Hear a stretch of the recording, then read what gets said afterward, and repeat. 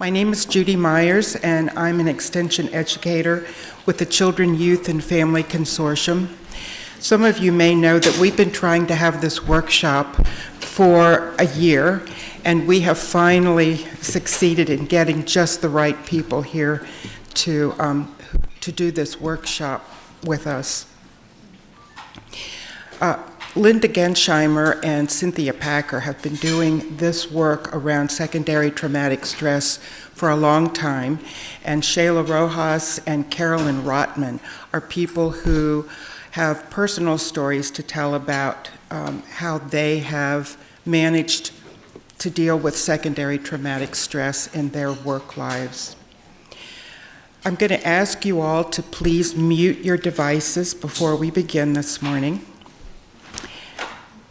And because there will be another event going on out in the atrium here at McNamara, we'll need to use the doors to your left this morning to come and go.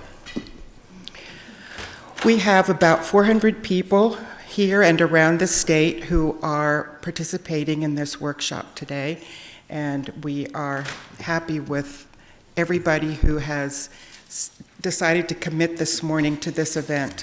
We want to thank our sponsors and supporters, both around the state and in the community, who helped to keep this work going.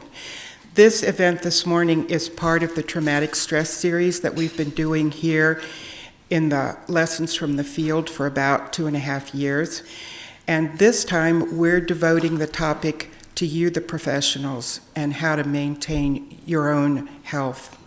So without further ado, I would like to bring Cynthia and Linda up front.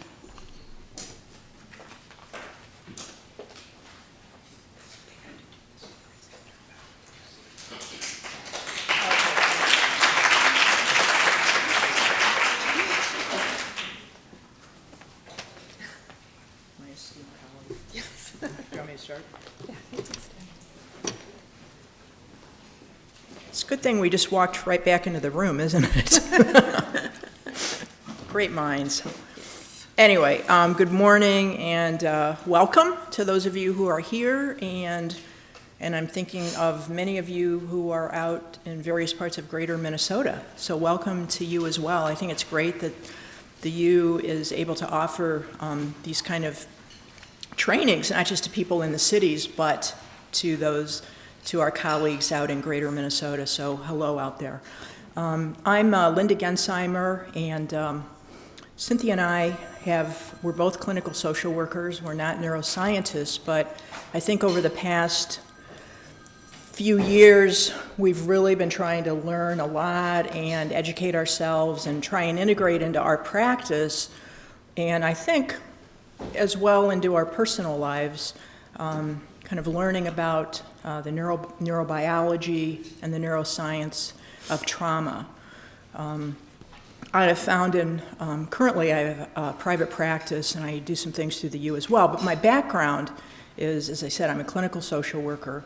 I first probably started to become aware of, although I don't think, we didn't used to call it trauma, so any of my colleagues who are maybe closer to my age and maybe a little bit older or a little bit younger, we worked with abuse survivors. We used to call them victims, and then they became survivors, and then we started talking about trauma. Because back in the mid-1980s, when I lived in Indiana, and I helped to start a child sexual abuse treatment program in a family service agency, and I was working with kids and adults and moms, survivors of child sexual abuse and adult victims of sexual assault. And so I first started to become aware of the impact that this could have on us as professionals.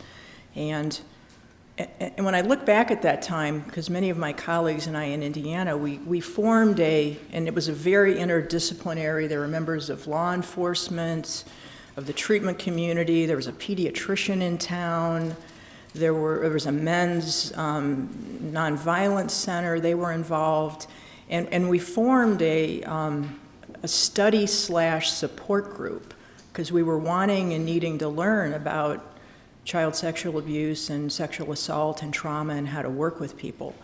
And so, but the interesting piece of it wasn't just a study group, and we were studying Judy Herman and Lucy Berliner, some of the pioneers in our field, but we also were very much aware of the need to have support for each other. And I'm not sure when the term secondary trauma even became a word or a term.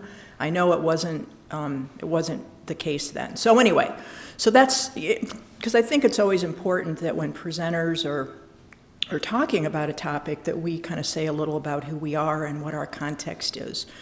And so that's probably where I first started, kind of became aware of this phenomena.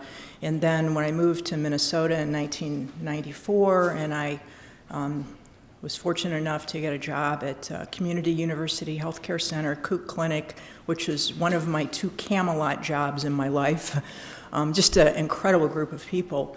And I was working in the Southeast Asian mental health program there, and I worked alongside a lot of colleagues, Hmong, Vietnamese, Cambodian, Laotian colleagues who themselves had experienced trauma and who were also but were doing trauma work with people.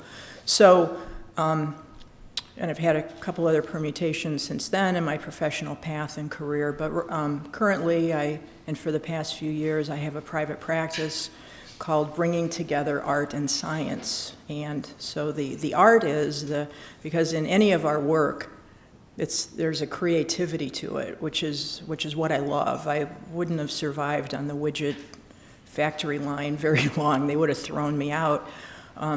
But there's a creativity to our work. But as I say to my clients and to students in some of my classes, that there's also there's a method. So there's a method to our madness, and there's frameworks and theoretical orientations and all of that. And so I think that really a lot of that is grounded in the work that Cynthia and I do, and will be in our presentation today.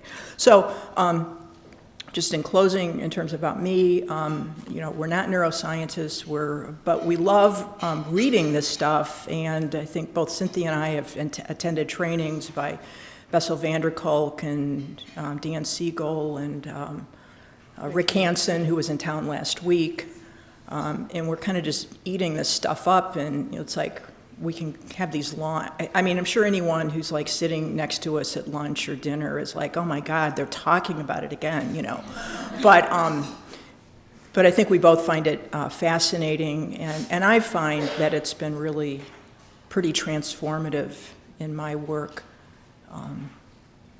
So I think that's what I'll say, and I'll turn it over to Cynthia. And I apologize, I have a cold, so if I don't shake anyone's hand, that's why, and I have my hand sanitizer here, and hopefully I won't be blowing my nose too much. Yeah. Well, I hope to do it in between touching. Yeah, we'll just be spraying. Yeah, we'll be spraying constantly. Okay, well, my name is Cynthia Packer, and I've been working as a clinical social worker for about 25 years. And I started off doing intensive in-home family therapy pretty much all over the state, working for Catholic Charities with really challenging families that were involved with child protection and had kids with disabilities. And I, at that time, I had just graduated from graduate school, and there was no training at that time that ever prepared me for the work that I did. And I kind of graduated from that to working on crisis teams and developed programs. I was a children's mental health case manager. I've worked with adults with mental illness, and now for the past 10 years I've run a program for the state called the MITH program, which is the Minnesota Intensive Therapeutic Homes program. And what it is it's a very unique program where we work with kids who have basically burned every bridge in the system and been in treatment centers and hospitals and detention centers. And when I started the program, Linda and I both had worked at Wilder, and I was recruited by the state to work on this program because at that time there were kids that were stuck in the state hospital system and had nowhere to go. So we developed a a program that doesn't really exist anywhere else in the country, where we actually employ foster parents as state employees so that they don't have to have a job outside of being a foster parent, because what we found is that foster parents that take on working with this kind of child oftentimes lose their jobs because they have to attend meetings, and it's very disruptive for them. They don't have health care. So our foster parents are state employees with health care and benefits, and in exchange, we give them incredibly difficult children. So after we had been doing that for a while, I realized that it was taking a huge toll on our foster parents. And so I thought, well, there's got to be something out there for foster parents. We already knew from studies that are done that there's a high level of secondary trauma in foster parents, and there was nothing out there. And I have to say that there is still pretty much nothing out there for foster parents, but also nothing really out there for social workers, for teachers, for people in hospitals. And it's kind of like it's an unsaid issue. So Linda and I got amazingly wrapped up in this, because there's so much new research that is out there, not just on trauma, but on how to repair from trauma and how to build resiliency. And I just feel that this information needs to be made available to as many people as possible. So I've been very fortunate in the last couple years. I've been able to do a lot of presentations and bring this out to people. We've developed a resilience program for our foster parents and for our staff that ultimately impacts the well-being of the children in our program. So I think...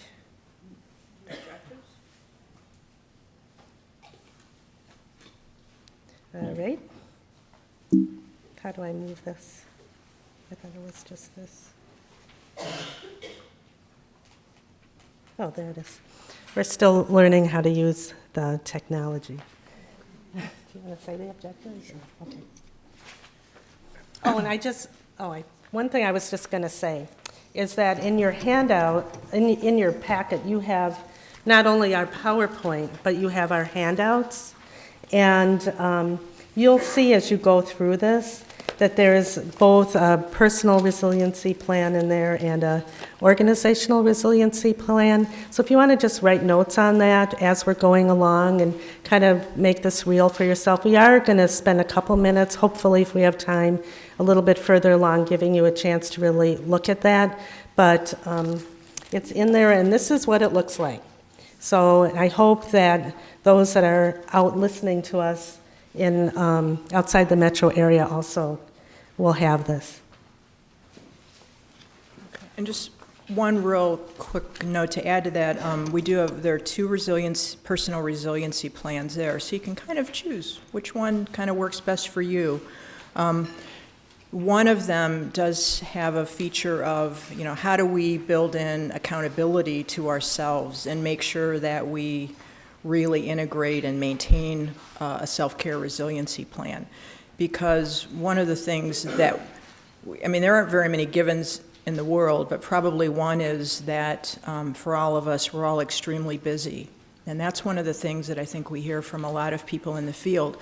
Well, I'd really like to do more self-care, but wow, I'm just so busy. And so one of the things that we want to talk about today, and we're going to integrate, and this gets into some of our workshop objectives, is that we also want to be sharing and demonstrating and kind of practicing with you some things that you can do that take like 30 seconds or some things that take a minute or 5 minutes, as well as some things around self-care and resiliency that take longer. But it's really good to have all of those tools in our toolbox.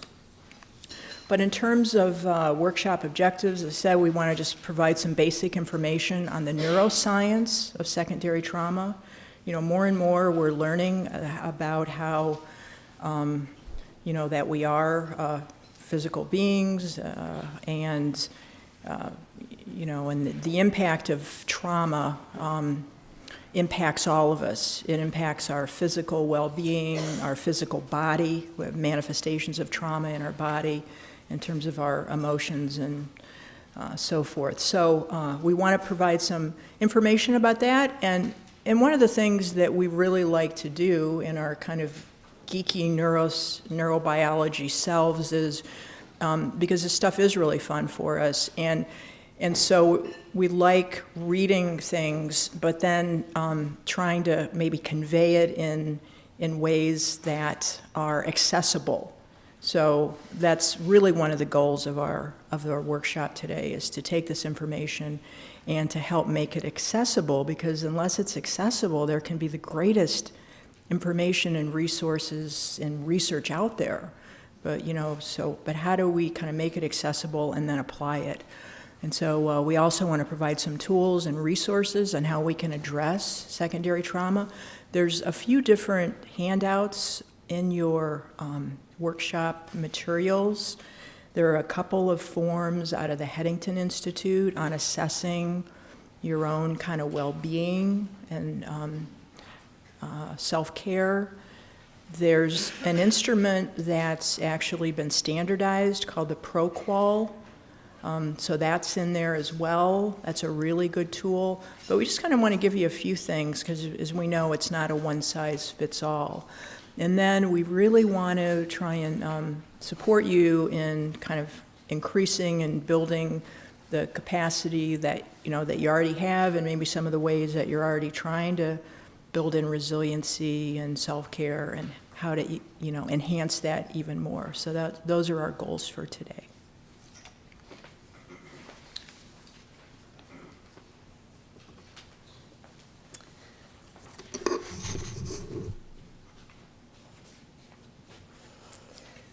Okay, so I think we already talked a little bit about why this is important.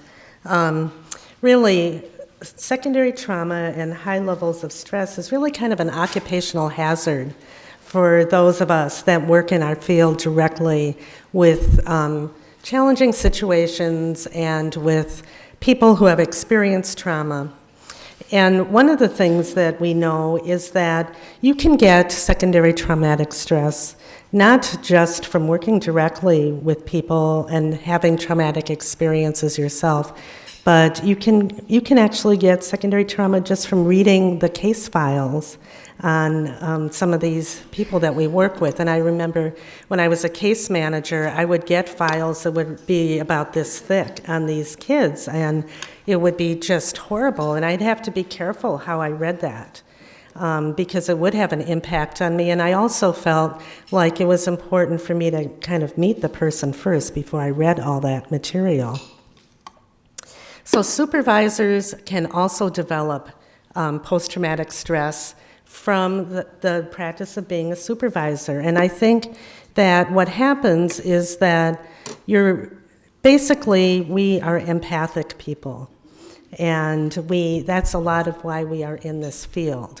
So that empathy, though, makes us vulnerable to being really distressed by the work that we do. So supervisors are in the position of wanting to support the people that are providing the direct work, whether it's in social work or whether it's in education or in a hospital.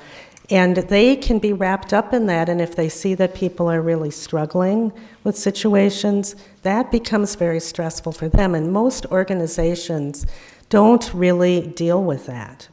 Supervisors are kind of caught between the people that are providing the service and the upper management, and they're just kind of expected to manage it.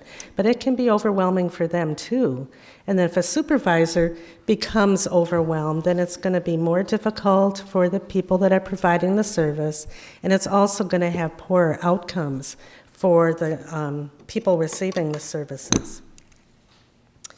So what we're going to be talking about today is not only how we can individually support ourselves, but also how we can build some things into our organization that make our organizations into resilient places to be. So I'm just going to say a little bit about what is resilience. And the way that we kind of think about resilience is the ability to bounce back after you've had a distressing situation. And generally what we want people to do is to bounce back sort of quickly. That's what makes it easier. But the reality is that how quickly you bounce back depends on many things. It depends on your life circumstances, not just your job circumstances, but what's going on in your life, your personality, whether you have a cold like Linda is talking about, that, when I'm not feeling well, that impacts my resiliency. If you have a new baby and you're not getting enough sleep, that impacts your resiliency. So a lot of people kind of look at it as, here's a resilient person up here. And they just kind of stay there all the time. But that's not how it is. In reality, resiliency goes like this, all the time. And that's the case for the people that we work with, too. So expecting yourself to always be on top of things and highly resilient at all times is probably not a good idea, because you can end up having unrealistic expectations for yourself that can in turn make you feel like a failure when you have a downtime. And that's important too for managers and supervisors to realize that staff are going to have these ups and downs, and because we all work together, the ups and downs that we experience impact everybody that we work with. So if you have a colleague that's having a hard time, you're going to be impacted by that. So it used to be thought that resilience was a trait that you either had or you didn't have. And there were all these studies that were done on resilient youth in the, I think in the 1980s, to try to figure out why is this one child doing really well and this one isn't. And they found out that it isn't a trait. What they found is that resilient kids have what is called a resilient other in their life. And they really only need one other person in their life like that it can model resilience and can be what we call a true other to that person. So that no matter where that person is at, that true other is always able to be there for them and to see them as their best selves. And when kids have that makes them more resilient because, and we'll talk a little bit more about that, but that's how kids learn, is from the adults in their lives. So, and also having an environment around you that promotes well-being is really, really important. And so that's something that we can think about on our jobs, because a lot of us work in very high-stress situations. And being aware of how does that general environment impact you, like if there's a lot of layoffs going on. We've all gone through difficult economic times. That, there's a kind of layer of job stress that we have going on all the time. And then when you're working in challenging situations where you might be working with aggressive kids or you might be working with adults that are really struggling, and then on top of it, your organization is going through a lot of change and you might not have job security, that is going to impact your resilience too. So, qualities that promote resiliency. One of the most important ones is having a sense of humor and being able to laugh at yourself. And I just can't even tell you how much I see that every day in the foster parents that I work with, because we really work with challenging kids. They're getting kicked out of school all the time, and they're having a lot of problems. And we have one foster parent in particular.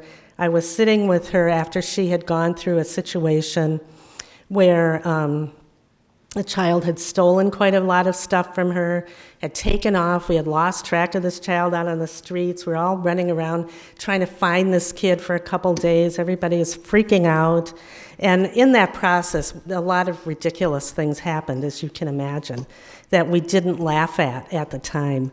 But afterwards, we were all sitting down, and she was just laughing at ourselves. I mean, there were some really stupid things that we did. And the child did get found and did come back. And I remember just thinking, this woman is amazingly resilient because she can laugh at herself, even though it was really, really scary for her. And I thought about, what is it that enables her to do that? And part of it is her own strength that she brings to this, but part of it also is that she has very strong connections. She's very involved in her church, and so she has a good support system, and these people were actually there for her when she was going through this. She has our team. She also has, some good friends. So she has those strong connections. And actually, the research shows that having meaningful connections with other people is the most important thing in building resilience. So that's something to just think about in your workplaces, that oftentimes when people are highly stressed, that they naturally will isolate. And that actually is one of the worst things that you can do when you're having a difficult time. So in the beginning, when Linda and I were just starting to work on this, and I was thinking about, what can we do? And I was looking all over the web, and I'm one of those people that just is obsessed with looking at stuff on the web. To try to find, is there anybody that has noticed this as a problem besides me? And it just happened that the University of Minnesota had people from the Resilience Alliance come. And this was, I think, about 2 years ago. And the Resilience Alliance is this amazing program in New York City that was developed after 9/11 because the social workers the child welfare workers in Manhattan all, had experienced trauma from 9/11, and then they were having to help people that were traumatized. And they were losing about half their staff every year. So they developed a program with the National Institute of Mental Health and NYU, where they developed a resilience program for all their frontline people and their managers and their supervisors, this exists on the web, by the way, and you have it in your bibliography. They have their whole manual on the web for free. You can just download it. And what they did was they trained people in what is secondary trauma, what can you do about it. They built connections between people on the job, support, taught people how to build in optimism. And within a year, and this was being studied by through the NIMH grant, they had reduced the amount of people who were quitting by half. There are 3,000 child welfare workers in Manhattan, so that was 1,500 people. And that was really the first time that people had done this, so I was really impressed by that, and I thought, I want to do this. And so I have family in New York, and I went and met with these people when I was visiting my family, and I said, I want to do this for foster parents. And it turned out that the woman who's in charge of that program is a foster parent. So that was great, and she just gave it to me. She said, you can have this. Take it and use it with foster parents, and if you need anything from me, come back. So that was just wonderful, and that is actually what we did. I brought it back. I shared it with agencies that license our foster parents, and we basically created a program that is both done individually with foster parents and in groups to show them how to develop some of the skills to keep them going. And in the process, I have to say that all of our staff have benefited. I have benefited greatly from this as well. So it's a wonderful resource for you. And then this is just a quote that I love from Charles Darwin, because everybody thinks of Charles Darwin as, the survival of the fittest kind of guy. But really what he was saying is that it's not the strongest of the species that survives or the most intelligent. It's the one that is the most adaptive to change. And what happens when we are stressed out or we're in jobs where we have chronic stress and lack of support is that we generally become rigid. That's the way people are. And when you're rigid and you're not open to change, then you are becoming more vulnerable to not being able to recover or to bounce back or to be resilient.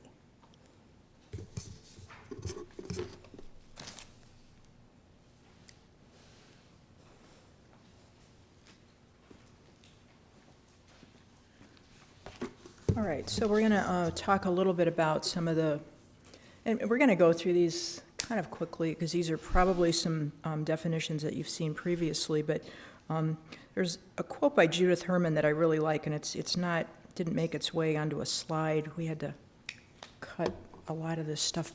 We sometimes have done full day things on this, so we're trying to pick and choose what we thought was most important for you. But Judith Herman says, traumatic events are extraordinary not because they occur so rarely, but rather because they overwhelm our ordinary adaptations to life.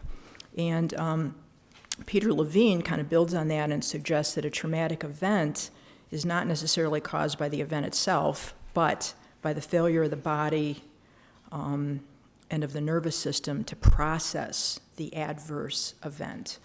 And so I think that's an important kind of context to keep in mind. So what are some of the forms of trauma that we can experience in our work as helpers? Certainly there can be primary trauma, which is the direct experience of trauma. It could be physical assault or a threat of physical assault. It could be, a youth, clenching their fist and, making a face at us. It could be someone throwing a chair at us. When I worked at Wilder and was supervising a staff, and he was out on a home visit, and he came home, and he came back to the office and said, well, I had a kid take a swing at me with a set of golf clubs, and he had to get out of the way. And so, those are some examples of primary trauma. Having your car vandalized on a home visit, things like that. So it doesn't even have to necessarily be to our personal self. It could be to our our stuff or something. Secondary traumatic stress, that's the experience of people who are exposed to the trauma of others and then develop their own traumatic symptoms. And that can be a one-time thing, and it can also be cumulative, okay? So we could hear the story of someone telling us something traumatic that has happened in their life. We could hear that story once, and that could stick with us. And so many times it tends to be repetitive in nature, but sometimes I would have a student ask, well, could that happen with just one time? And yeah, it certainly could. Burnout is a process that happens when there's gradual exposure to job strain, and then there's exhaustion, maybe there's not enough resources within our organizations, and that can lead to kind of a sense of ineffectiveness and not being able to accomplish things. Now, certainly burnout can happen without trauma, but frequently they kind of go together. So then vicarious trauma, this is kind of the gradual, cumulative, kind of slow burn that happens over time when we have exposure to traumatic events. And, I really want to echo what Cynthia was saying in terms of certainly it can be with those of us as helpers, whether we're social workers, teachers, parents, foster parents, but it can be supervisors. It can be admin staff who are answering the phone and hearing people on the other end who are, under a lot of stress or have experienced some trauma. It can be admin staff who are writing down the reason that someone is coming to see us, and maybe there are some specific, pieces of their trauma story that they're writing about. Maybe there's a janitor in a school who just happens to be there when chairs are being thrown and is kind of stepping in to help. So it really can be at all levels of an organization. But with vicarious trauma, this is about, it's the exposure that happens over time, it's the slow burn, but it's also the way we start to be transformed by that. So an example would be, so let's say we've had, some sense of being able to be helpful to people, some sense of kind of self-efficacy, being able to, maybe not accomplish everything, but be able to accomplish some things and have a sense of purpose. And so with vicarious trauma, there begin to kind of be some kind of hits that we take, and that kind of sense of our self-efficacy, of our being able to do things. It can change maybe how we view the world. Because it's like, especially if we're hearing about so much quote unquote bad that's happening out there, it's like, wow, does our view of people begin to change? Because we become aware of ways that people can be really hurtful to other people. At the same time, I think we have many opportunities to be aware of how people can also be loving and kind and compassionate. And so we're going to talk a little bit later about how we work on turning down the volume on the quote-unquote bad while continuing to work with it, build protective factors, and how we work on turning the volume up on kind of taking in the good, which is really important as well. And then secondary traumatic stress is nearly identical to post-traumatic stress. So someone who is the person who is directly experiencing the trauma, that someone who is in a secondary way, they're hearing about it, maybe seeing pictures of it, maybe having reminders of it in some way, shape, or form.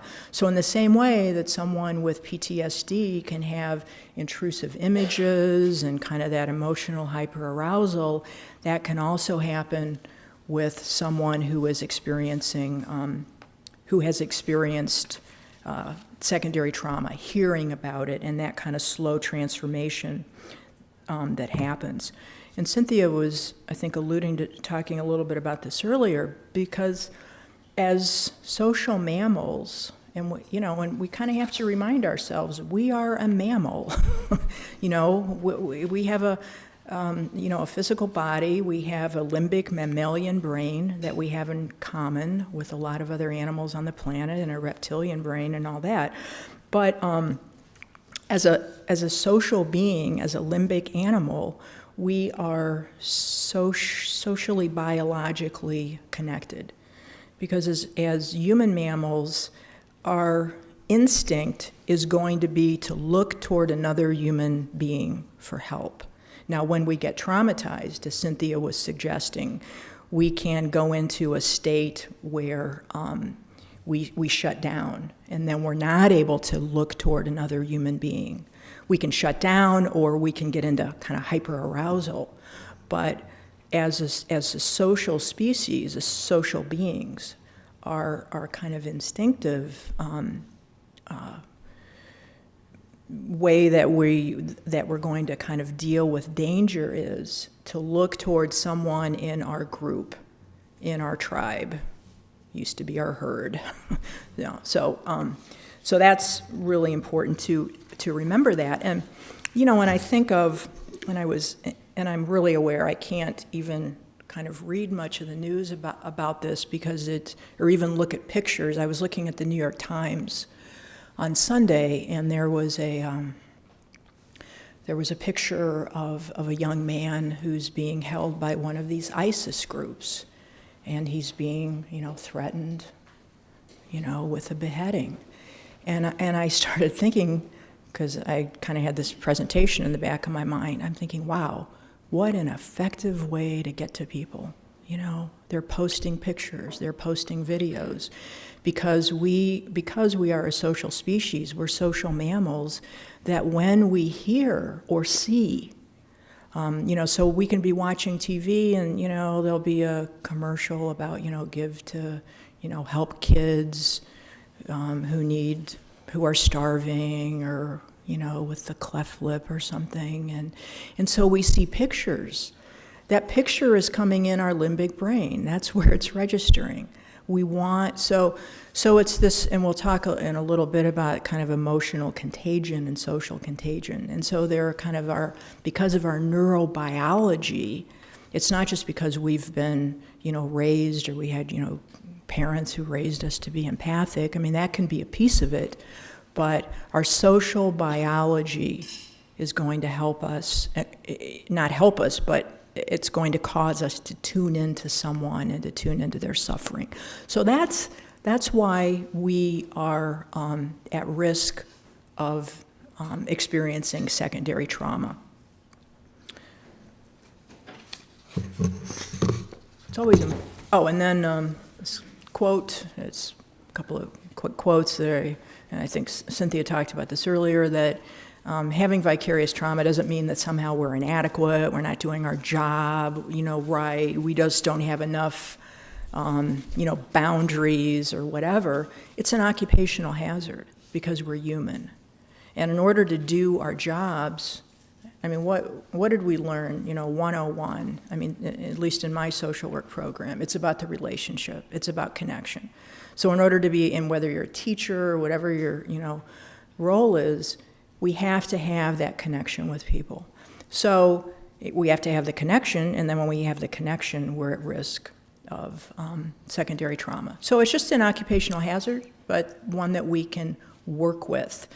Because we're never going to eliminate those occupational hazards, we're not going to eliminate the stressors, but what we can transform is how we are in relationship to those stressors and to those occupational hazards. That's the part that we have control over. And then I just like this quote by James Baldwin, one can give nothing without giving oneself. So, and that, because that's part of what our work is, We're not going, sometimes when I start working with clients in therapy or they contact me, do I want to work with you or not? Well, they look at you on a website and, well, does this person scare me or do I feel drawn to them, And then you have a phone conversation with them and they're basically trying to figure out, are you safe? Because our work is not like, somebody's not coming in and getting their oil changed. We're using ourselves, Okay. So it's always important to remember this one, and we also want to talk about how we can turn up the volume on this in terms of compassion, satisfaction. And that is, this is probably why most of us came to do this work in some way, shape, or form. We like being helpful to people. In social work classes I've taught, when we go around the room and ask students, so why'd you get involved in social work? I'll tell you, 90% of the time, students are saying because they were helped by someone, they were touched by someone, or a family member was helped by someone. So it's about that compassion and being helped. And so we want to be helpful to others.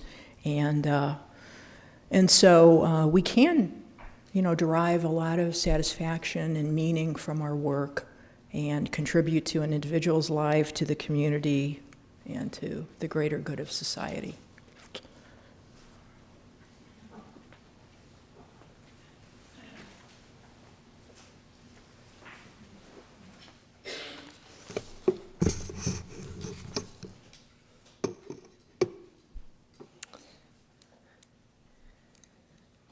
Okay, so we've talked about a lot of the things that are on this slide already, but I just want to say that one of the things that is true is that people who experience high demands and lack of psychosocial and physical support in their jobs are much more prone to trauma than people that have that support, because part of being able to deal with high levels of stress and trauma has to do with how much control you feel about your situation, and also how much control you feel about your own responses to it. So a lot of us are in situations where we don't have a lot of control, like our foster parents. We never know when the child in the home is going to have a bad day and maybe get very agitated, maybe have a tantrum, become unsafe, become suicidal. The same thing is true of teachers, people in hospitals. So if you're in a situation where you don't have a lot of control over what's going to happen to you next, and you might not feel safe, that is going to contribute to how likely you are to actually experience what we call trauma in the workplace. And that's something that sometimes administrators kind of lose track of, because administrators can sometimes be somewhat removed from what's happening in the front lines for people and be more concerned about just helping the organization to make it and, be soluble and all those other important things. But it does have a big impact on job retention, how much turnover there is, and those are the kinds of things that impact the bottom line in workplaces. So I just want to tell you about, like I said, I'm always looking for, is anybody else doing anything with this besides us? And a couple weeks ago, I did find that there was a great program that was developed by Duke University, and actually the person that developed it was here for the Minnesota Hospital Association in February, and I didn't even know that he was here. Bruce Sexton developed a resiliency program for the doctors and nurses in the hospital system at Duke University. And he actually has on YouTube, which is one of my favorite ways to learn anything about anything, he actually has part of his presentation on YouTube. So if you look up under Bruce Sexton and Duke University, you'll see their resiliency program. And because there are so many people that are involved in that program, what he created is something that's online, which I thought was a great idea because, like, for example, with our foster parents, I can go out and meet with people, but we have foster parents located everywhere in the state, and some of them are in very rural areas, and there's no way they're going to drive 2 hours to come to a training. So he developed this online program, and he had cited that there was a study done by the University of Pennsylvania of 100 hospitals which found rates of burnout of 50% in physicians and 34% in nurses. And these rates of burnout were related to mistakes people made, medication errors, patient rates of infection, outcomes of surgery, increased use of sick leave for staff, and workers' comp claims. So there is a direct correlation between what is happening to those of us that are working directly with people and the outcomes for the hospitals. And his program focuses on what he calls 5 pillars of resilience. And we'll kind of, as we're talking about this, we'll talk about other programs that have very similar pillars in them. So the first one that he talks about is called self-awareness. And so that's awareness of what's going on in your body. How are you responding to situations? Did something just happen that really upset you? Not just pushing it away. Mindfulness, and we'll talk a lot about that because that's one of the main things that research has found helps people that are experiencing stress to recover from stress, to deal with stressful situations well. And it's not just mindfulness of what's going on inside yourself, it's also relational mindfulness. So relational mindfulness is being aware of what is going on with the people around you and caring about that. So that was a huge thing for them. Having a sense of purpose in your work.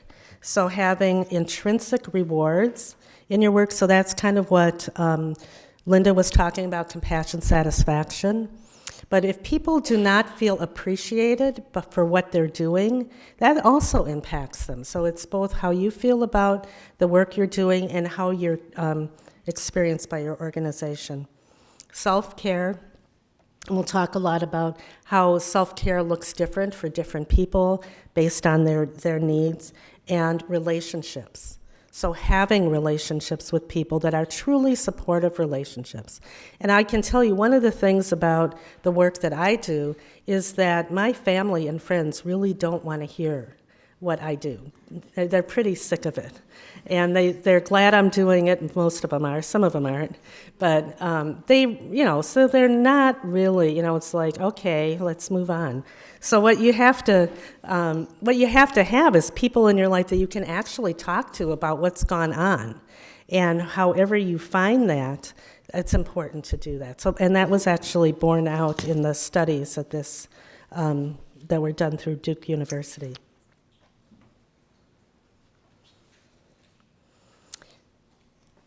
So, risk factors for secondary trauma are people who have a personal history of trauma can be triggered more easily. And when we talk about a personal history of trauma, we're not just talking about a history of interpersonal trauma that you might have experienced as a child. It can be from a car accident, it can be from a medical procedure, it can be from being in a tornado. Anytime that you have gone through a traumatic experience, what we'll talk about is how that traumatic response, that stress response, becomes stronger and more powerful, and it's easier for it to be triggered by another event. And the thing about it is that that's all outside of our conscious mind, so it happens within seconds. So all of a sudden, you might be feeling, very unsafe. You might have a stomach ache, you might have a headache. Everybody experiences it differently. But that initial traumatic event is the thing that set up those neural pathways within your body to respond in that way. People who are new to working in situations are more vulnerable to secondary trauma and high levels of stress simply because their level of confidence in themselves is not very high. If you're new on a job and you have the kind of jobs that most of us have, the first time you go out, you're really wondering whether you can make it or not. When I was starting out as an in-home worker, I had very little preparation. I had just graduated from graduate school, and then I was thrown into these really intense situations. And my confidence was zero. I mean, it really was. I was like, what am I doing here? And why are these people even listening to me? So, but that makes me really vulnerable then to not having that confidence in myself that's going to help me when I experience some stressful situations. People who are new to jobs also don't have relationships with their coworkers yet. They might not even understand the organization. They might not even know, who do I go to for help if something happens? So they're vulnerable in that way. People who have limited personal resources, so people that might have moved to an area to accept a job and don't have friends and they're far away from their family, people who have gone through a divorce or a loss or for whatever reason, they don't have connections outside of work, they are way more vulnerable to high levels of stress. So these are things that are important to think about for yourself and for your coworkers. If you notice people are struggling and you can't figure out why, some of this stuff might be going on with them. And then as Linda said, we're human beings, and we're very empathic human beings on top of it, so we're just more vulnerable. So here's a picture of the brain, and this is a SPECT scan. How many of you have seen SPECT scans before? Okay, so they're all over. They were, this is the last 10 years that we've really had these. And what SPECT scans show is actually blood flow in the brain. So that's what you're looking at. And I like this picture because it shows the brain stem, it shows the midbrain, and it shows the cortex. And when I'm teaching kids about the brain, and Linda and I both do a lot of work with our clients and just teaching them about brains and brain reactions, I use this great hand model that was developed by Dan Siegel, who's one of these geniuses out there, where you go like this. You just put your arm up like this, and then you put your thumb in the middle of your hand, and then you wrap your fingers around the top. So this is your brain stem, and this is what we also call the reptilian brain. So that has no language in it, and the job of your reptilian brain is to keep you alive. That's it.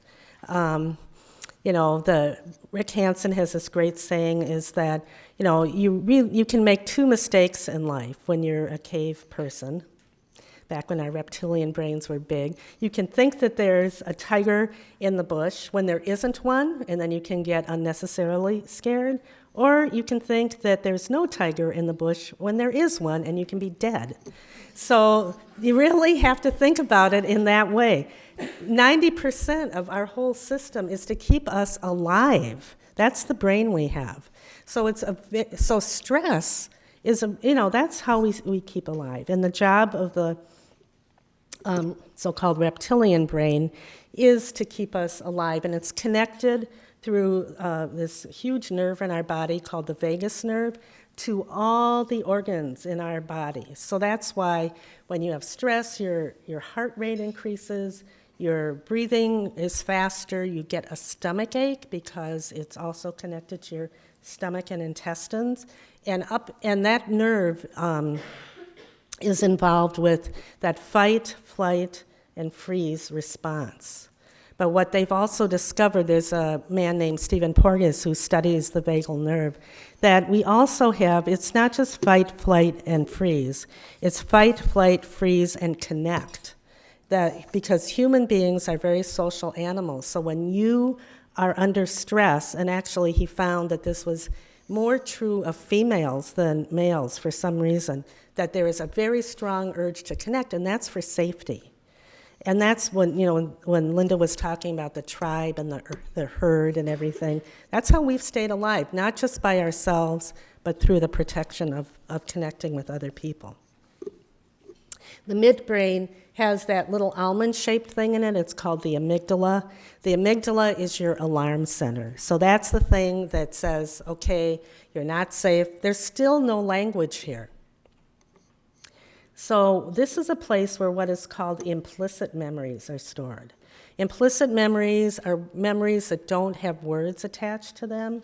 A lot of times they come from our childhood, but they might have body sensations that go with them. And so when we say people are triggered, that's where that trigger is.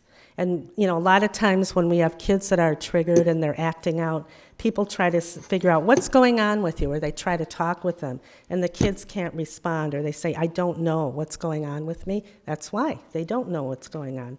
This part of the brain moves much faster than the top part, the prefrontal cortex. That's where the thinking and planning is. And that's where what we call explicit memories are.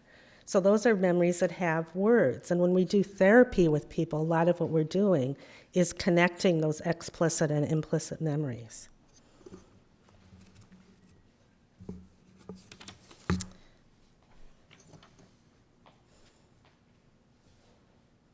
So, okay.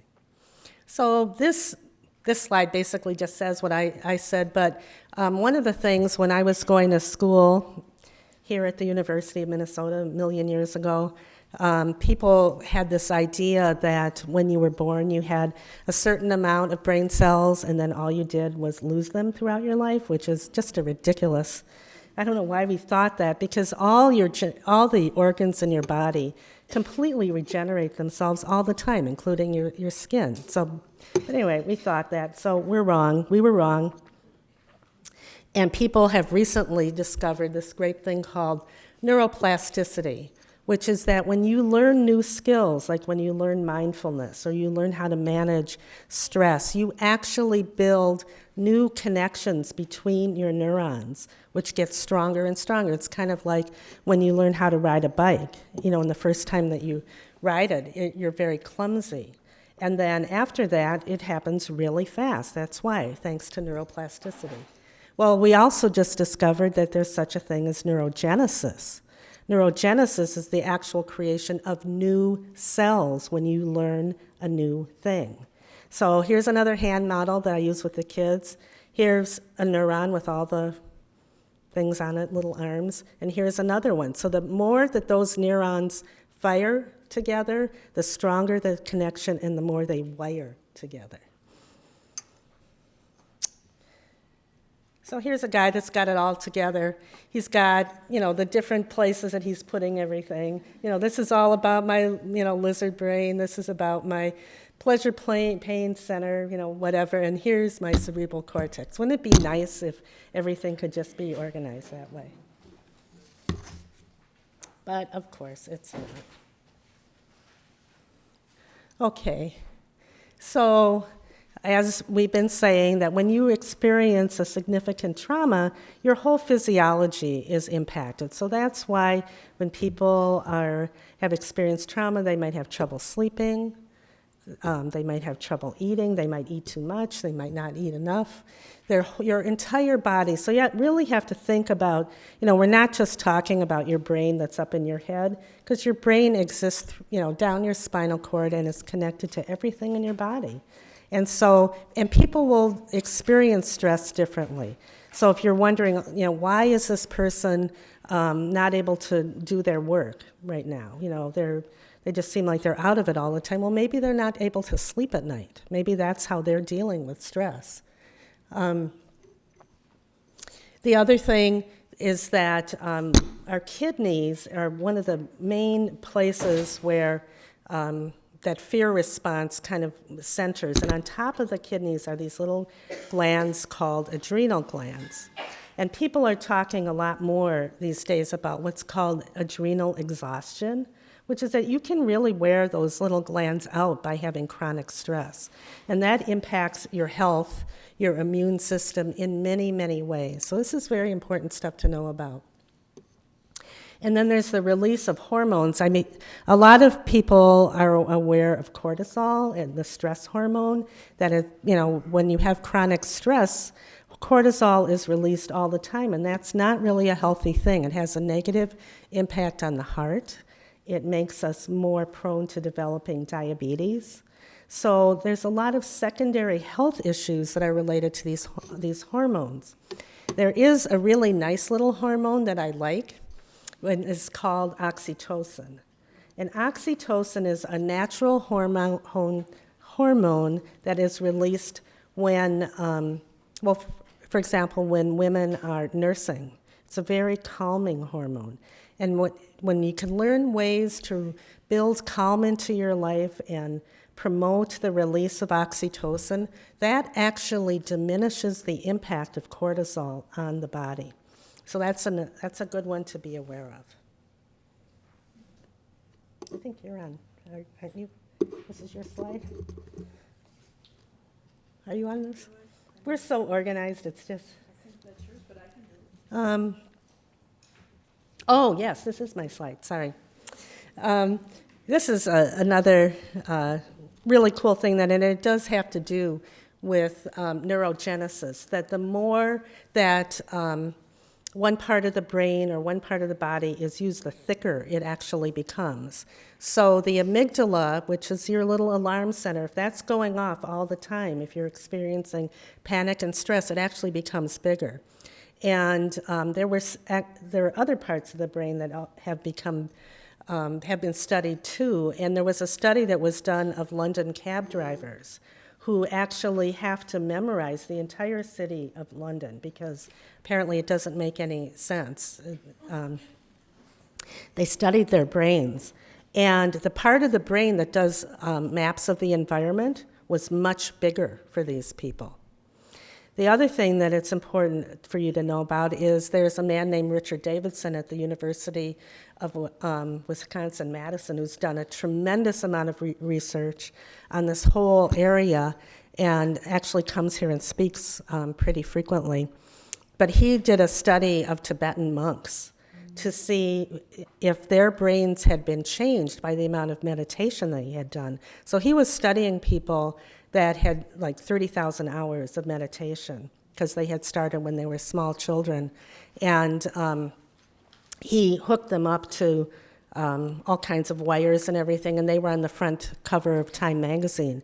And he found that their brains actually were different than ours, and the part of the brain that is involved with having an interior map of the body was more advanced. And so then he studied people that had just gone through a class called Mindfulness-Based Stress Reduction, which was developed by John Kabat-Zinn, and it's an 8-week class that teaches people meditation and healthy things to see if their brains had changed in 8 weeks. And they had, same part of the brain. And then he studied elementary age kids who had 2 weeks of mindfulness-based stress reduction. and to see if that part of their brain had changed. And in 2 weeks, their brains had changed. So children's brains can change a lot faster than ours.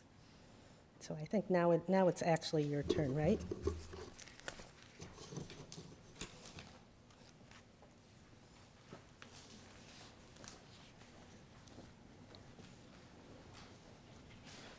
Okay, so just real quickly to kind of follow up on some things that Cynthia was talking about. The hippocampus is another really important part of our brain because it's like a shock absorber. And a lot of times when I talk with clients about this, and I'll use my Slinky in a minute to, because, you know, when we're talking about the brain and some of these things, it can be helpful to kind of come up with analogies or metaphors to kind of help us understand it. But the hippocampus is like a shock absorber. And, but when we are kind of under constant stress, or at least maybe that is how we are in relationship to all of these stressors in our lives, it's kind of like our shock absorber gets really worn down. Okay, so imagine like riding in a car, which we all have, with no shocks. You know, you feel every single bump in the road.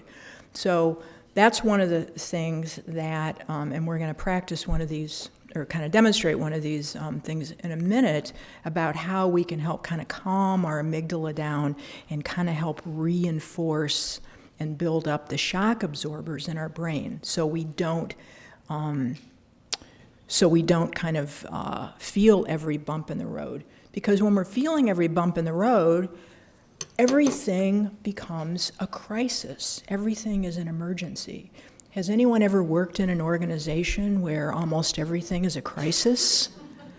You know? It's like, whoa, you know, the donut shop was out of donuts. I mean, everything is a crisis. And so then everyone's operating with, you know, our brains are releasing a lot of cortisol, a lot of adrenaline, and as Cynthia's saying, I mean, the research is out there that it really shows that it is very bad health outcomes for us in the long term. But the good news is that it's kind of like the same thing if someone's been a smoker for a lot of their life. If you quit smoking, your lungs are gonna, you know, maybe not go back to, you know, pre-smoking stages, but there is going to be a capacity for regeneration. So with a lot of these things that we're talking about, there is that capacity for regeneration because we don't want to react to every bump in the road. So here's a, and you know, feel free to try this or not, whatever you'd like to do. But this is one that I do a lot with people that I work with in my practice. I practice it a lot myself. I was practicing it last night at 1 a.m. when I was not being able to breathe and thinking, oh my gosh, Cynthia and I are giving a presentation to like 400 people tomorrow and I'm not getting sleep.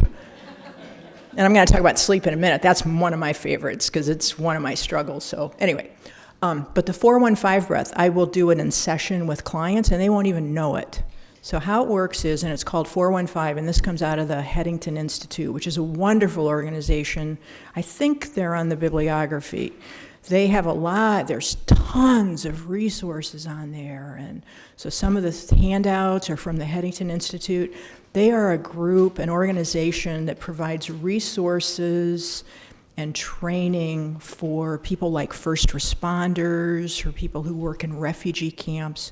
So their whole mission of this organization is to try and help support people who are at risk for secondary trauma. So they're a great organization. So this is where I learned this. So 415, it corresponds to the 4 is taking a deep inhale, the 1 is holding it for a second, and then the 5 is a longer exhale. And you need to do it like at least 3 times. So you take in a deep breath, hold it for a second, and then a longer exhale. So again, deep inhale, hold it for a second, longer exhale. So do it at least 3 times. So why does this work? And I work with all kinds of clients. I mean, I work with some self-employed people and musicians and artists and And every once in a while, and a doctor or an engineer, and it's like, why does this, is this out of the, Research Institute in Palo Alto? And it's like, no, it's not out of Palo Alto, which would be okay if it was, but it's not. But I say, yeah, this stuff is coming out of UW-Madison. Whoa, I went there. I didn't go there, but, So, but anyway, so what the research shows is that when we are regulating our breath and we're not just doing that kind of shallow breathing, we're regulating our breath, it actually helps to kind of calm down the amygdala. And because it's the amygdala, that's the smoke detector for the brain. It's the Richter scale for the brain. So sometimes what I'll say to my clients is, because there's a smoke alarm in my office, I said, well, like if I lit a match and blew it out, would the smoke detector go off? And they go, well, it shouldn't. No, it shouldn't. But if the smoke detector is overly sensitized, it will go off. Or a Richter scale that will pick up any movement. It's only supposed to pick up kind of larger movement. So when we're doing, and that's why yoga is, a really good thing to do, although not everyone likes to do yoga, so there are ways that we can, because, doing breath work is so much part of yoga, so that's why yoga is good. But there's other ways we can do breath work. You don't have to go in a yoga studio. But so it helps to calm the amygdala, because it's the amygdala that is sending a signal to our hypothalamus, which is telling our brainstem to release the cortisol, the adrenaline, the stress hormones, and all those things that are kind of helping us get ticked up, okay? So that's why, so there really is, there's kind of a, there is some science behind this. Cynthia, do you want to demonstrate the O breath? Okay, so here's another quick thing that you can do, and a lot of the things that we talk about are things that people do naturally. So when you put your mouth in an O shape, and then some people can make that taco with their tongue. If you can do that, you can breathe out through that. But what you just do is you just breathe out like this. Take a deep breath in, and you breathe out through the... And when you see people that are stressed out, you see them doing that all the time. The other thing is if you've ever had a baby and they teach you how to breathe during the transition part, guess how they teach you to breathe? Well, we found out the reason that works is because that releases oxytocin. Your heart, your tongue is connected to your heart by a tendon, and the heart is actually, through its own neurotransmitters, is a thing that sends a message up to the brain to tell it that it's a time to calm and to release oxytocin.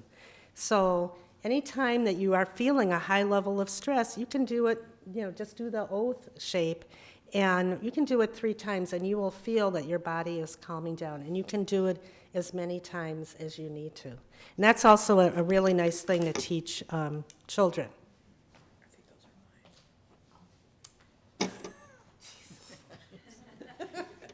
We say this at the beginning of our presentations, and we didn't, but if anyone just kind of needs to get up and move around, go to the back or side of the room. If you find that, for whatever reason you're noticing some tension in your body, or we're kind of losing your attention here, because, sometimes we can drift off our bodies, maybe if we're having, experiencing a little bit of tightness or whatever, because when we're in those states, we're not in as much of a responsive mode, okay? We're not able to kind of hear and kind of take things in as much.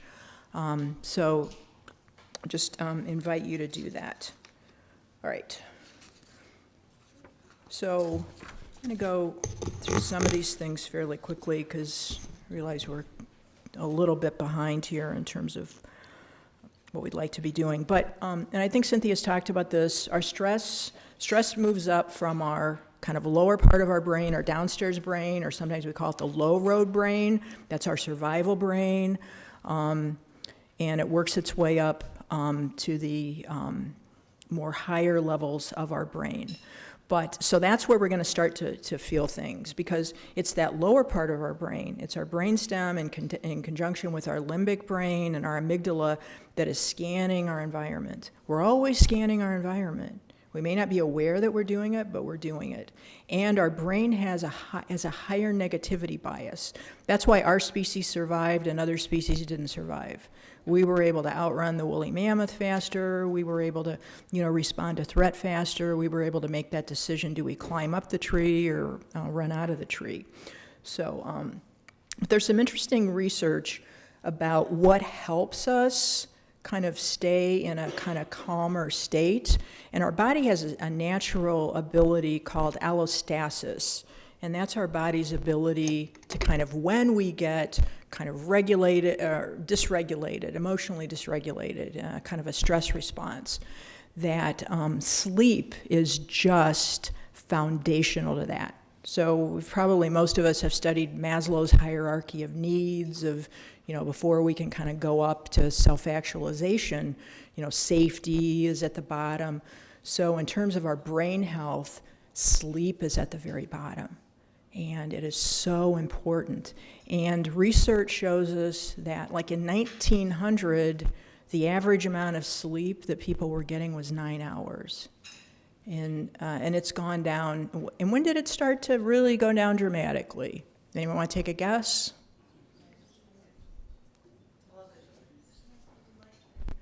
Yeah, well, 1985, 1990, in mid-1990s, huge. We all have these little things, Yeah, we were learning that our teenager, who's now no longer a teenager and in college, she'd come down in the morning, which was noon for her, and, she had just gotten up, but she'd tell us all this stuff. Well, we found out, her device was there, and so there's social networking, and that's how they're staying connected. So, yeah, once we have a lot more electronic devices, we have a lot more potential disturbances to our sleep. But, so our body's ability to kind of reset is really impaired by sleep. So that has really important implications for self-care. And just, some of the things when we don't get enough sleep, our reaction time gets slowed down. We tend to be more reactive. We're not as much in that kind of responsive, opened, kind of nuanced state. We're just kind of more reactive. It throws our metabolism.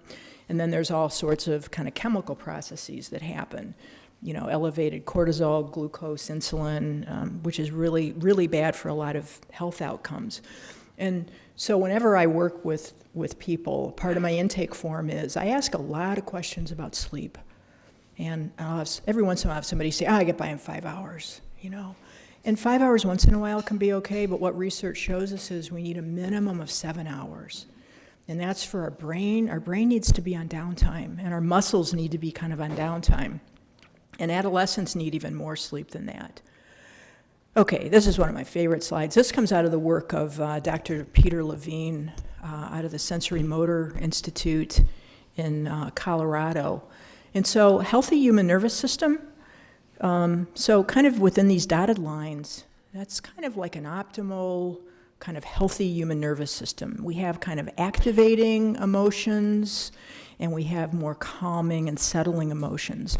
So when I talk with clients about it, sometimes I'll use this analogy of we have both a gas pedal and a brake. And what we want to do is we want to be able to learn how to use both of those. Because we all have worked, and the next slide talks about it, or one of the next slides talks about it, with, the person who can have the gas pedal floored or someone who can have the brake floored. But we want to be able to kind of operate within these parameters of a healthy human nervous system. And there are a lot of things that help us stay in there. Sleep is one of them, and we'll get to the healthy mind platter in a minute in terms of physical activity, exercise, connection, downtime. So there are a lot of things that help us stay within there. But when we're more in that, in those parameters, we're able to be kind of more open and curious about our world. And this is really important, especially for people who have gone through trauma, because untreated trauma makes people rigid, especially when the trauma is triggered. You know, they go into the fight, flight, or freeze responses. So the more that we can kind of have this healthy human nervous system, you know, we're available for connection. We're able to kind of take things in and think about it, process it. We're more relaxed. And that's really, really important. I was watching that Halloween's really big in our family, so we rented this kind of spooky movie. I don't know if it's called like Awakenings or something, but it was this kind of period movie, and it was showing this guy. It was a teacher, and it was like back in the 1880s or something, and he was in this classroom of boys, and he was having them read, like, I don't know, it was an English class or something, and he was having them read these excerpts. And so in this scene, the guy's walking up and down the aisles, and so whenever it was going to be a kid's turn to read, he had this stick in his hand, and he'd slam it down on the desk, and then the kid was supposed to read. And it's like the very thing that is going to make someone open, curious, responsive, be able to speak is what this teacher was doing, you know? It was incredible. So anyway, but when a trauma event happens, but it's not just a trauma event, it can be a trauma trigger. When that happens, this whole kind of system gets, the gas pedal can get floored on, or the brake can get slammed on, okay? So when we are especially stuck on up at the top, we can't relax, we're vigilant, there's kind of that hyper-arousal, we're irritated. Big A anxiety tends to live up there. Big D depression tends to live more down here, where that's more kind of being flat, shut off, shut down. And so, and so any of us, we might have people that we work with, kids, clients, however you refer to people that you work with, they can sometimes get stuck in one of those places. So one of the things that I do initially is to figure out in someone's kind of trauma triggers, kind of where do they tend to go. And certainly someone can go both ends of this, but they tend to go more to one or the other. So I have this Slinky in my office. And so one of the things, I'll sometimes use this as kind of as a tool to kind of ask people to tell me kind of where they are, you know, and how they're doing. And I've been trained and have worked a lot with kids in the past. I don't work with them now. I've been trained in play therapy and have worked with adolescents. I do work with some adolescents now, primarily adults though. But what I'll kind of talk to people about this healthy human nervous system and say that a healthy human nervous system is supposed to kind of look like this. You know, I mean, there's some movement, you know, it's not like still, you know, there's some movement. But that when we are stuck on off, then it's like this, we're on lockdown. Or when we're stuck on, it's kind of chaos. And how many of us, whether in schools or in our offices or on home visits, we're trying to talk to somebody when they're here, you know?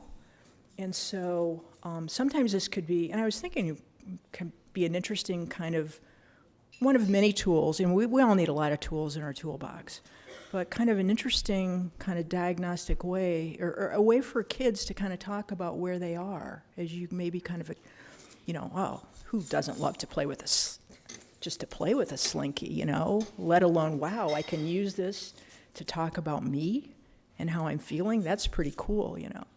So, all right, stop with the Slinky, Linda, because we want to make sure we get stuff in. But, okay, see if I want to say anything about that. Because when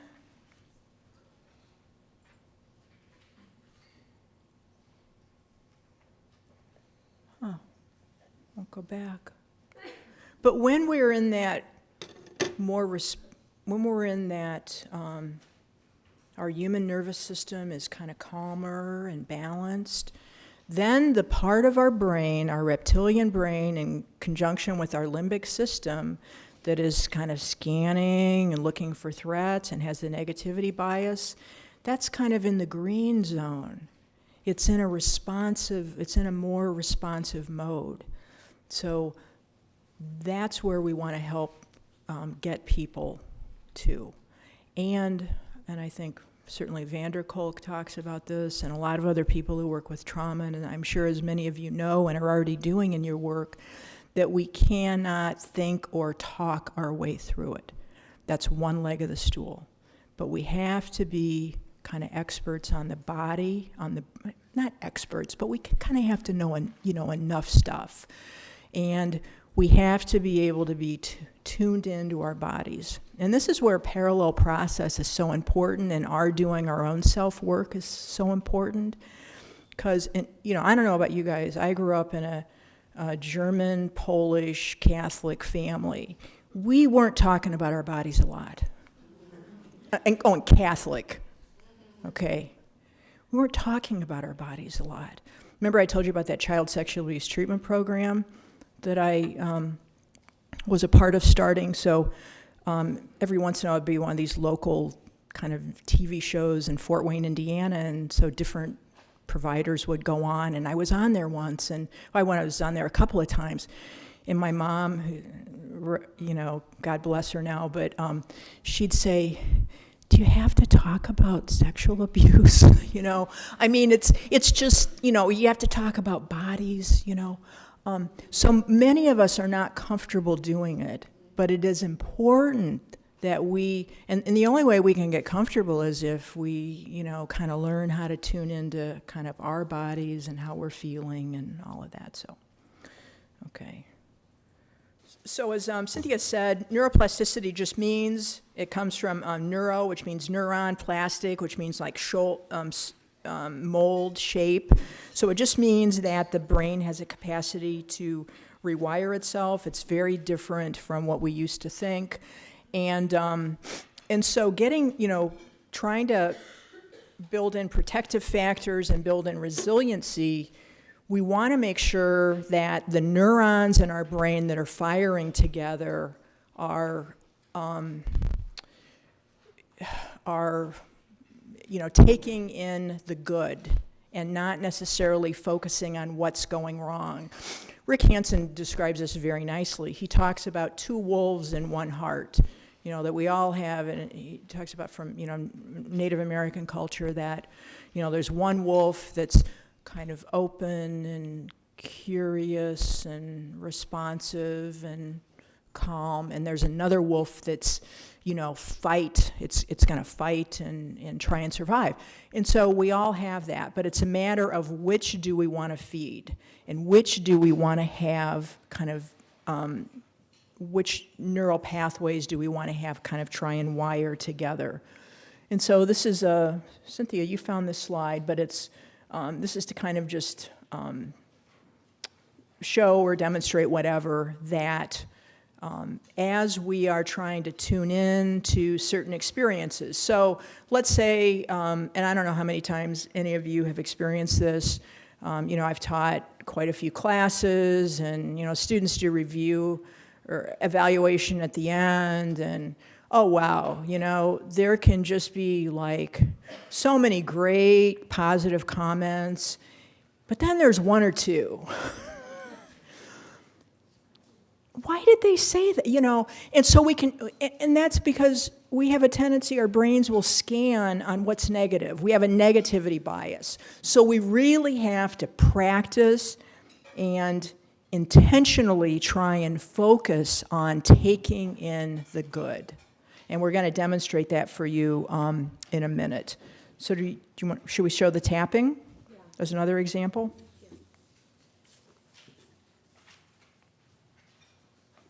So like Linda said, we have a negativity bias in our brain that keeps us alive, and it also gets in our way a lot of the time. So I'm just going to talk to you a little bit about a technique that we can use to kind of break up that constant chatter in our brain when when you are feeling a lot of stress. The amount of negative messages that you're giving yourself are unbelievable. And so this is a technique that was actually developed by an EMDR therapist. How many of you are familiar with EMDR? So EMDR is it's a technique that is used with people that have experienced trauma, and it's a very healing technique. And one of the main aspects of it is that you move your eyes back and forth very rapidly, and that seems to break up some of the negative connections between thoughts and emotions, and it's very therapeutic. Well, there's another aspect that a lot of EMDR therapists have recently gotten into, which is after you've done this EMDR work, kind of building that resilience in. And so they developed this tapping technique, which is it's another one of those things that's really simple, and it's also something that you notice people doing automatically all the time. And what you do is that, and you can try this yourself right now, or you can try it at home. If you're just thinking about something negative, like somebody, it doesn't have to be a huge thing. It could be like just somebody cut you off in traffic, or somebody was rude to you, and you really focus on it and kind of bring it to the front of your mind. What were you thinking? What were you feeling? And then you just do what is called alternate stimulation, and you can just do it on your legs. You just tap back and forth like 20 times.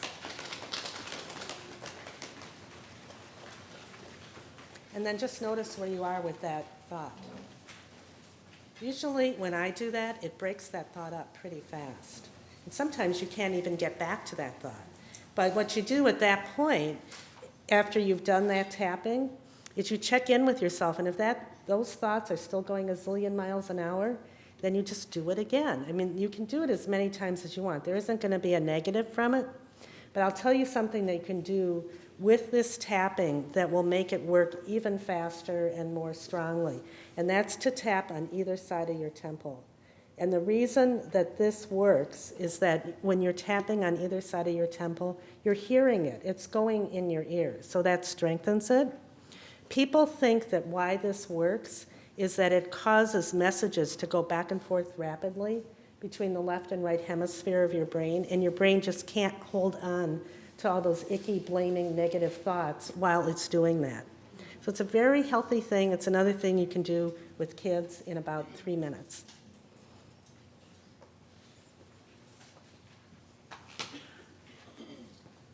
Okay, we do have a Rick Hansen video of showing taking in the good, but it's about 6 minutes, and there's another video on mindfulness that we definitely want to show to you. So I'm just going to real briefly talk about this.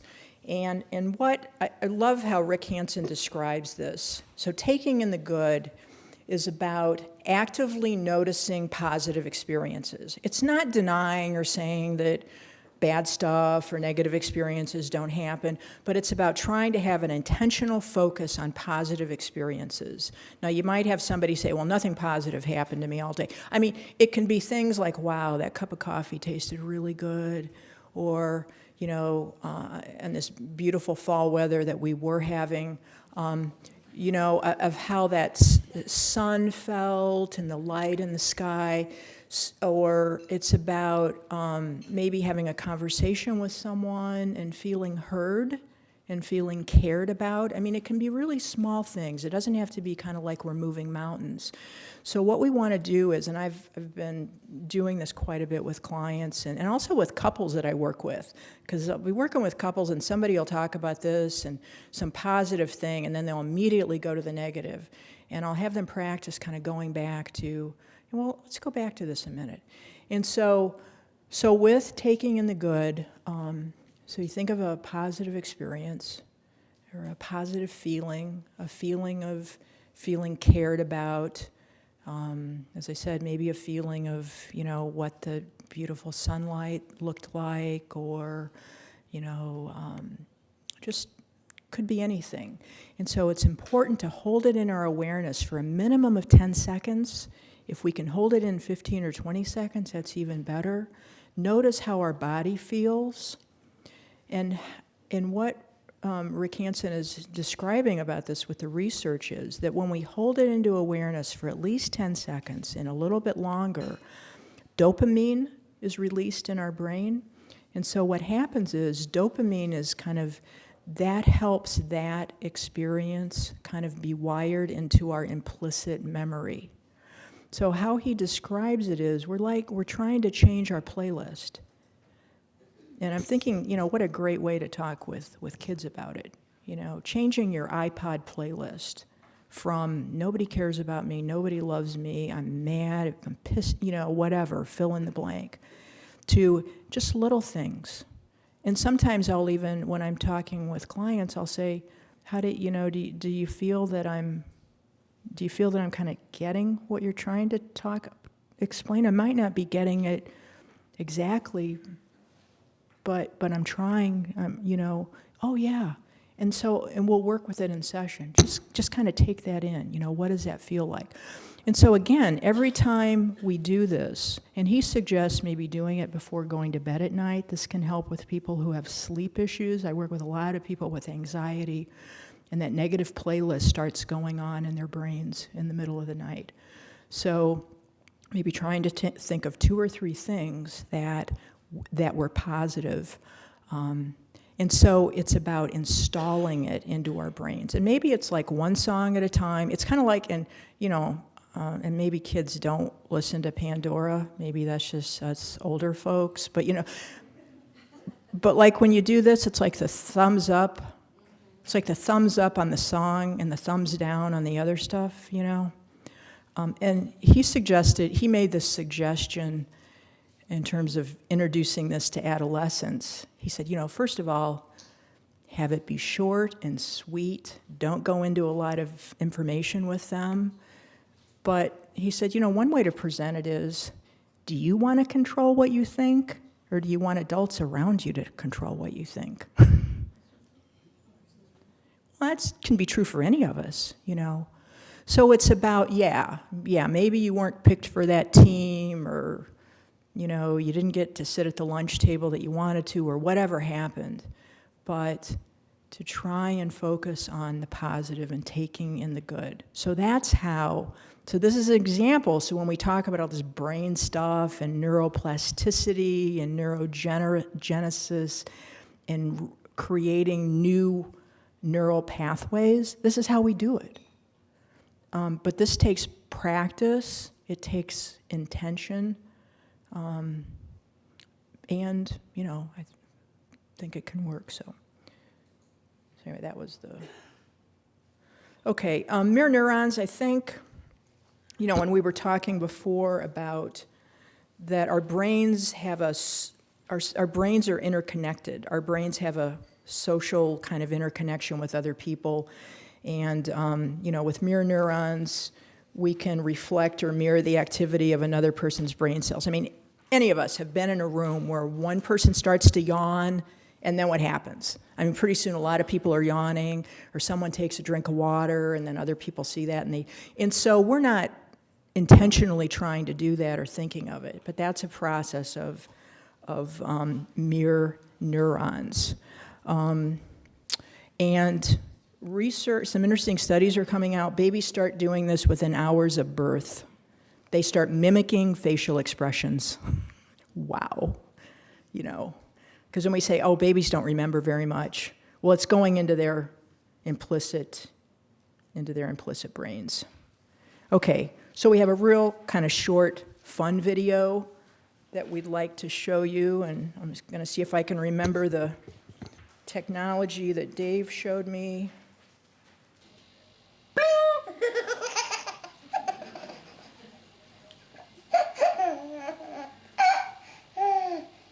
Blong.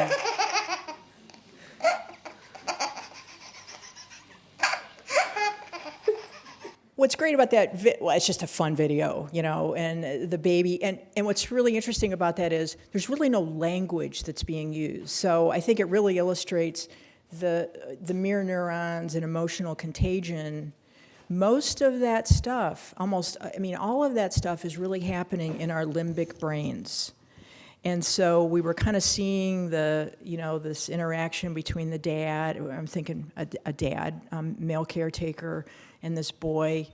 But also, it was having kind of a contagion effect on all of us, because we see it, and then wow, when we think of the implications of this in terms of secondary trauma, that if we're working with a lot of people who are going through a lot of distress, and they're in a lot of pain, and we're around that a lot, the importance of building up our resiliency and our protective factors, because we can just kind of absorb that, as well as helping the people that we work with, how to kind of have more exposure to this type of contagion. I think it has a lot of implications as well for the organizations that we work in. I was working with someone once, and she said, I start to feel down about my job getting in the elevator in the morning with certain colleagues who kind of don't want to be there. And they might not even be saying that. It's in terms of how they look. And as limbic mammals, that's what we're going to pick up. We pick up nuance, sounds, facial expressions, that sort of thing. But if you do a Google search on laughing baby, you will find that. Okay.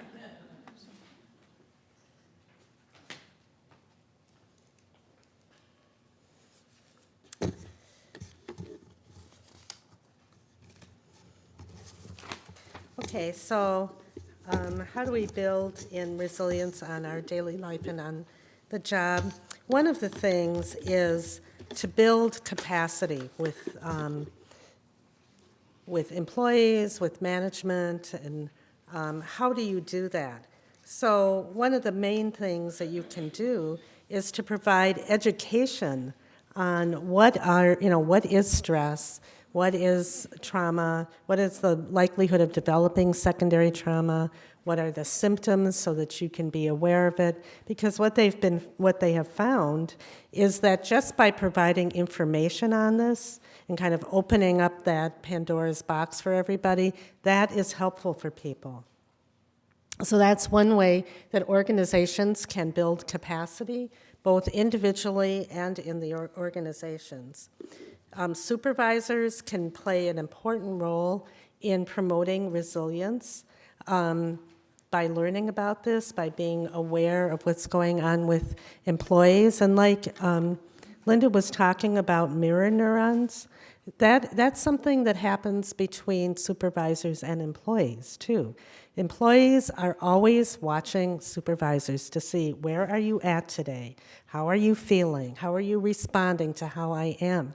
And then how they are does impact how employees feel. So that's an important part, and we often skip that when we're thinking about how do we build in these important supports. And then organizational culture change. I mean, that's what we're really talking about. And I hope that when you go home, you'll think about how can we bring some of this back to the organizations that we're in, and what would that actually mean? I work for the state, which is just huge.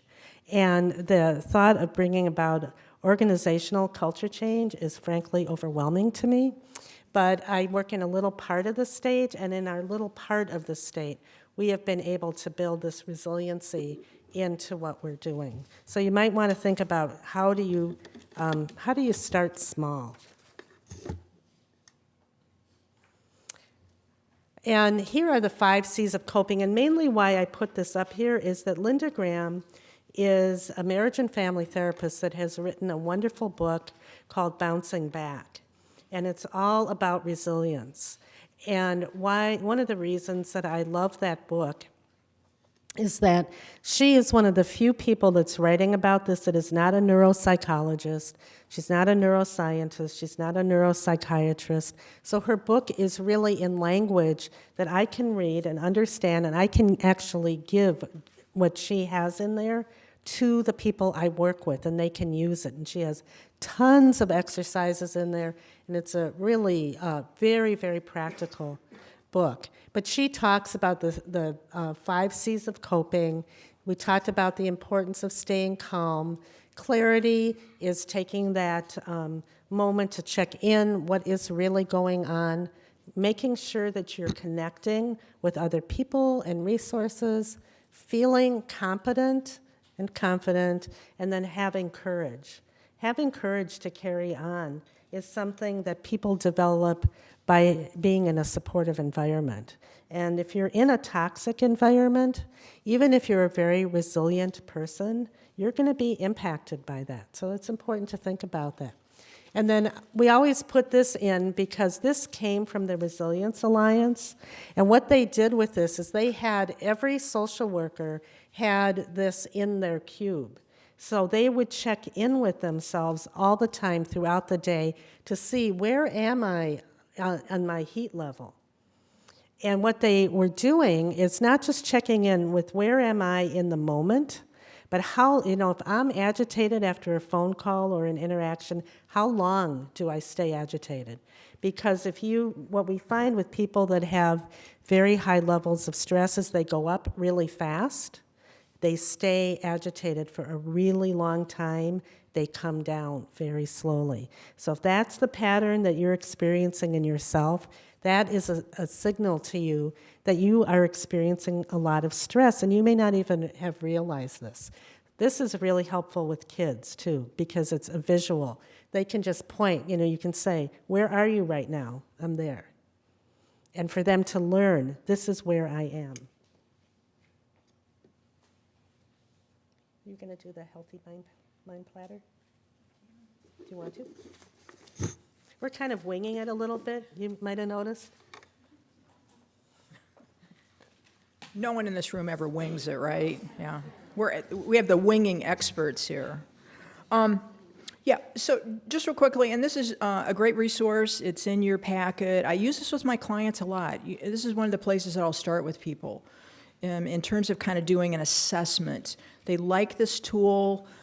This just has kind of various domains. In the same way that we've learned that we need certain nutrients for our physical body and our muscles, et cetera, and vitamins and whatever, this is what we need for healthy mind, brain, and actually body health. And so,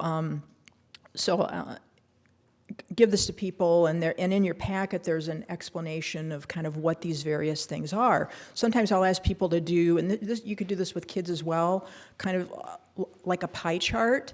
And I'll, ask them, because most of us spend way too much time in focus time, because we've so been, thinking is like supposed to be so important. And thinking has a role, but we've really not learned how to do a lot of these other things. So, so it's really about having balance. I mean, so many things about healthy brain health is really about balance. So I know we want to save like 5 minutes to show this John Kabat-Zinn video, so maybe I'll just go through a few things in just the next few minutes, and then some of the other things on the latter part of the handout, maybe we can try and weave into the Q&A kind of panel discussion. That might be a way to do it. But anyway, good physical health. I have a couple I just started working with. Both of them are chronically sleep deprived, and they are at each other unbelievably. And we're starting on sleep. We're starting on sleep. We're not talking about how they can communicate better or anything until we kind of get their limbic systems more regulated. So it's really important that we have good physical health, good emotional health. We need to have satisfying, meaningful social connections. Again, we're social mammals. We our innate sort of instinctive thing is to go toward another person. So that's really important. And so it's important that we be in organizations where we aren't isolated. Who are our allies? Who are the people who get us? It's not going to be everybody, of course not. But who are the people that we can go to and they will listen to us? It's important having a sense of meaning and purpose. Again, being able to tune into our bodies.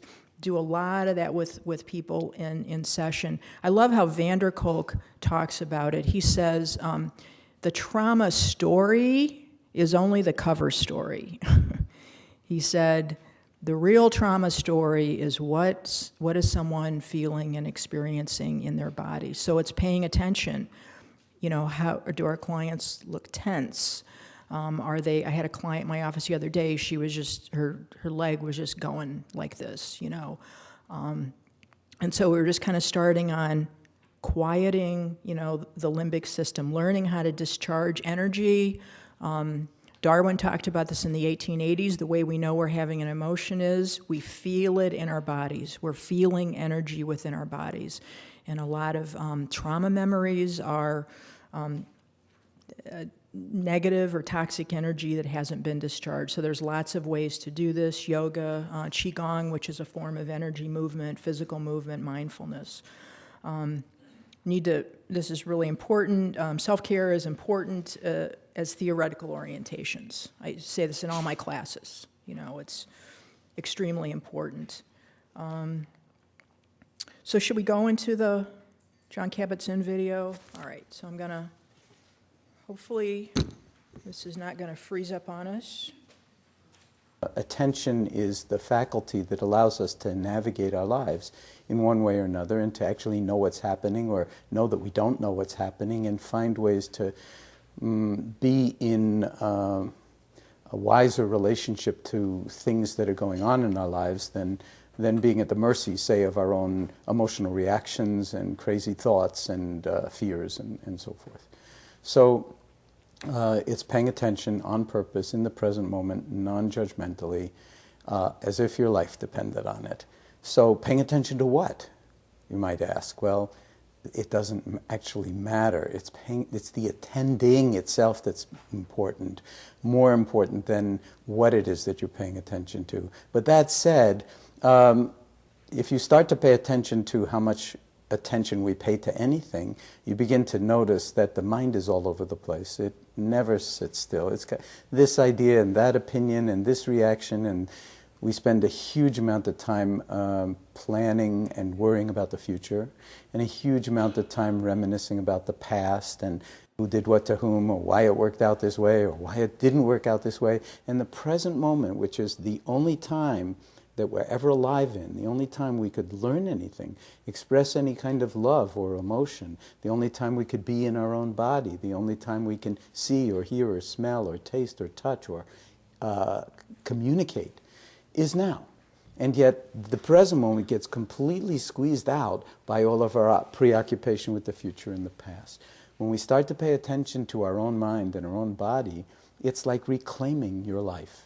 Mindfulness is not a technique, although there are many, many different ways to cultivate mindfulness. It's actually a way of being embodied, being in some sense in equilibrium with the comings and goings of the outer world, and even the comings and goings and the ups and downs of having a body, which of course has its wonders and is also at sometimes seriously problematic when we're dealing with health problems of one kind or another, or things that can happen to the body. And as long as we have this capacity for awareness, why not develop it? Much of the time, if you think about our educational system and how we grow up, we are trained more and more and more to get into thinking. And thinking is wonderful stuff, very powerful. Some of the greatest achievements of humanity come out of thought and out of imagination and out of creativity. But the other piece of it that's equally as powerful as the capacity for thought is the capacity for awareness. But we get no training in awareness and attention, huge amount of training in thought. So a lot of the time when we get into bed at the end of a long day, we can't deal with our thoughts and we can't sleep.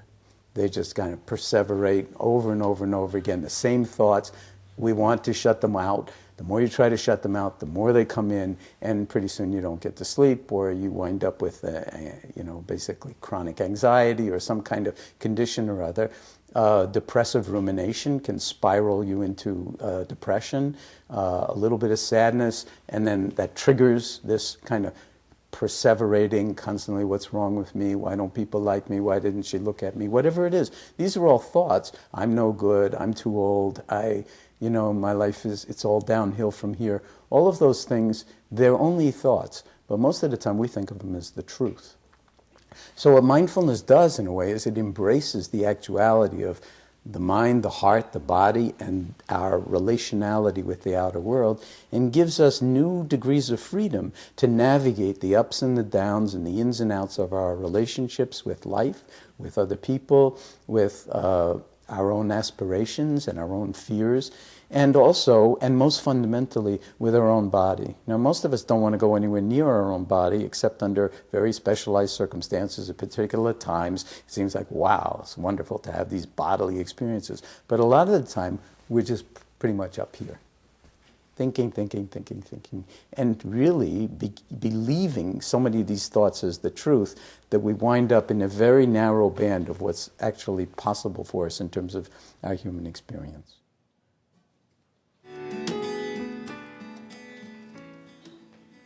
Okay, because our time this morning is so precious, we're going to take a short break and be back in your rooms, wherever those respective rooms are, at 11:15. I will remind you, if you have questions, if you're at one of the Greater Minnesota sites, please have them sent in to extcyfc.umn. And for those people who are here, we'll have mics that we can walk around the room with, or you can write them down and submit them. So see you at 11:15.